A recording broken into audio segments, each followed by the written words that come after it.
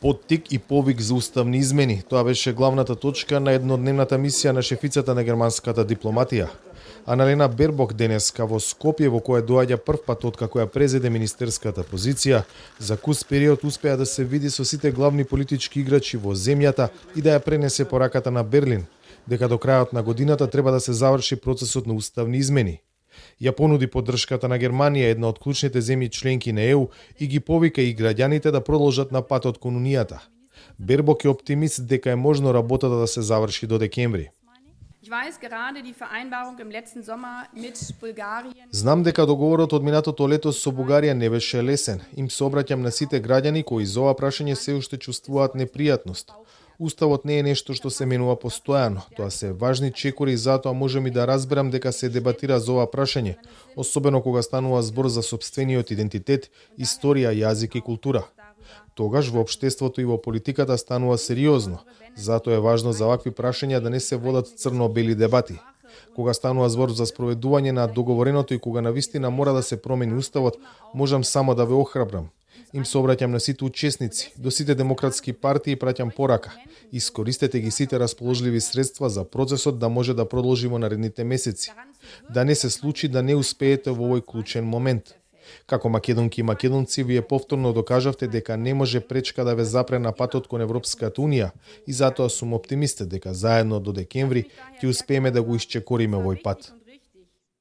За да се осигури дека низината порака ќе ја добијат сите од кои зависи процесот, таа денеска освен со државно-владиниот врв се сретни со лидерот на опозицијата, чија партија не дава поддршка на уставните измени, а се во обид да го деблокира патот.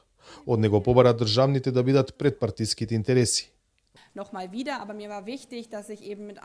Многу ми е важно да зборувам со сите демократски актери во земјава. Во вакви моменти, кога се менува уставот во демократиите, е тешко зашто треба за секој глас да се борите и важно е да имате двотретинско мнозинство. Од тука мора заедно на иста маса да се седи со опозицијата. Тоа е силината на демократијата. Во вакви моменти да не биде пресудна партиската книшка. Бербок е трета во низата врвни германски представници кои дојдоа во земјава за помалку од една година. Лани Скопје го посетија и претседателот Штајнмајер и канцеларот Шолц. Посетата на Бербок се толкува и како уште еден сигнал дека Берлин е свесен за изложеноста на Западен Балкан на ефектите од војната во Украина, но и на обидите на Москва да влијае врз процесите важни за регионалната стабилност. Руската Федерација никогаш нема понудена алтернатива на Западниот Балкан. Меѓутоа, начинот на кој што се обидува да го оствари своето влијание е преку одржување без перспективност во смисла на Европската Унија и одржувајќи ги живи замрзнатите конфликти овде. И тоа е единствениот начин преку кој што може да се оствари и се разбира киднапирајќи го незадоволството на луѓето од објективното незадоволство на луѓето од тешкиот европски процес. Бербок од Северна Македонија заминува за Грузија, уште едно место чувствително и сериозно изложено на ефектите на војната, но и на притисоците од Русија. За Гласот на Америка, од Скопје, Владимир Мирчевски.